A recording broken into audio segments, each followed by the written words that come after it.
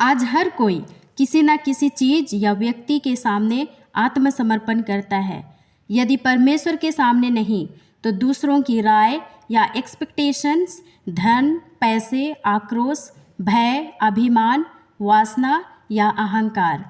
आज के इस वीडियो में हम सीखेंगे कि परमेश्वर के प्रति आत्मसमर्पण क्या है, क्यों करना चाहिए और आत्मसमर्पण कैसे हमारे जीवन को आशीषित करता है। परमेश्वर के प्रति आत्मसमर्पण का अर्थ है अपने आप को उसके हाथों में संपूर्ण रूप से दे देना। लेकिन आत्मसमर्पण करना आपकी व्यक्तित्व को दबाना नहीं है। परमेश्वर आपके यूनिक व्यक्तित्व का उपयोग करना चाहता है। C.S. लुइस अपने अनुभव को बताते हुए कहते हैं कि जितना अधिक हम परमेश्वर को अपने ऊपर नियंत्रण करने देते हैं, उतना ही अधिक हम स्वयं के व्यक्तित्व को पाते हैं, क्योंकि उसने हमें बनाया है। जब मैं मसीह की ओर मुड़ता हूँ और स्वयं को समर्पित करता हूँ, तब मैं अपने वास्तविक व्यक्तित्व में ढल पाता हूँ। बाइबल में आत्मसमर्पण का सबसे अच्छा उदाहरण है आज्ञाकारिता। मछली पकड़ने में असफल होने के बाद पतरस इसका एक अच्छा नमूना पेश करता है।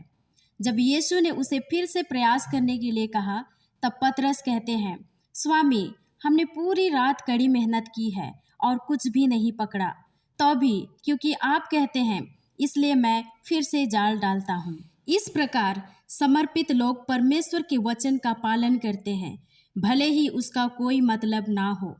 और पूर्ण रूप से समर्पित जीवन का दूसरा पहलू है भरोसा। अब्राहम ने परमेश्वर के मार्गदर्शन का अनुसरण किया, बिना यह जाने कि कहाँ। हन्ना ने परमेश्वर के सही समय का इंतजार किया, बिना यह जाने कि कब। मरियम ने चमत्कार की उम्मीद की, बिना यह जाने कि कैसे। यूसुफ ने परमेश्वर के उद्देश्य पर भरोसा किया, बिना यह जाने कि इतनी सारी परिस्थितियां जो उसके जीवन में घटी, वह क्यों। इनमें से प्रत्येक व्यक्ति परमेश्वर के प्रति पूर्ण रूप से समर्पित था। इसके बाद आत्मसमर्पण का सर्वोच्च उदाहरण है प्रभु यीशु मसीह। क्रूस पर चढ़ने से पहले की रात यीशु ने खुद को परमेश्वर की योजना के लिए समर्पित कर दिया। उसने प्रार्थना की, पिता, आपके लिए सब कुछ संभव है, कृपया इस दुख के प्याले को मुझसे दूर कर दे, फिर भी मैं आपकी इच्छा चाहता हूँ, मेरी नहीं। उसने ऐसा नहीं कहा कि यदि आप इस पीड़ा को दूर करने में सक्षम हैं तो कृपया ऐसा करें। उन्होंने पहले ही पुष्टि कर दी कि परमेश्वर कुछ भी कर सकता है। इसके बजाय उन्होंने प्रार्थना की कि हे परमेश्वर, यदि यह आपके हित में है कि आप इस पीड़ा को दूर करें तो कृपया ऐसा करें, लेकिन यदि यह आपकी इच्छा को पूरा करता है तो मैं भी यही चाहता हूँ।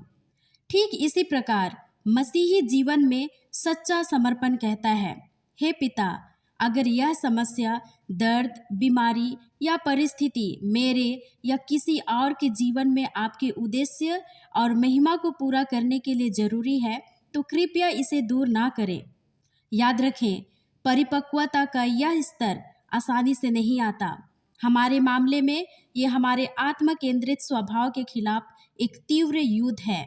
लेकिन बाइबल इस बारे में स्पष्ट रूप से बताती है कि जब हम अपने जीवन पूरी तरह से परमेश्वर को समर्पित कर देते हैं, तब हमें क्या लाभ होता है।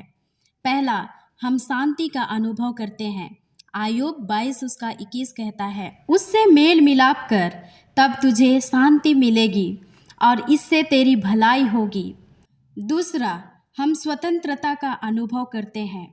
परमेश्वर का वचन कहता है, जिन बातों से तुम लज्जित होते हो, उनसे उस समय तुम क्या फल पाते थे, क्योंकि उनका अंत तो मृत्यु है। परंतु अब पाप से स्वतंत्र होकर और परमेश्वर के दास बनकर तुमको फल मिला, जिससे पवित्रता प्राप्त होती है और उसका अंत अनंत जीवन है। रोमियो 6:21 और 22।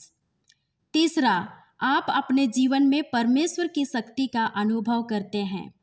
जब मसीह हम में है, तब कठिन से कठिन परिस्थितियों, प्रलोभनों और कष्टों को हम आसानी से हरा सकते हैं। बाइबल में हम यहोशू को देखते हैं।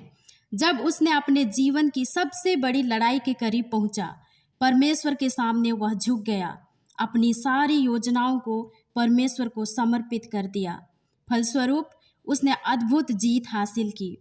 याद रखें, समर्पण आपको कमज़ोर नहीं, मजबूत बनाता है। इसलिए परमेश्वर के प्रति समर्पित होने पर आपको किसी और चीज़ से डरने या आत्मसमर्पण करने की आवश्यकता नहीं है। और परमेश्वर अपने कार्यों और योजनाओं के लिए उन्हीं को इस्तेमाल करता है जो उसके प्रति समर्पित हो। जैसे कि मरियम, परमेश्वर ने उसे इसलिए नहीं चुना क्योंकि वो बहुत ही सुंदर थी या प्रतिभाशाली थी, बल्कि इसलिए क्योंकि वो पूरी तरह से समर्पित थी। जब स्वर्गदूत ने उससे परमेश्वर की योजना के बारे में बताया, तब मरियम ने शांति से जवाब दिया, मैं प्रभु की दासी हूँ और वो जो भी चाहता है उसके लिए मैं तैयार हूँ।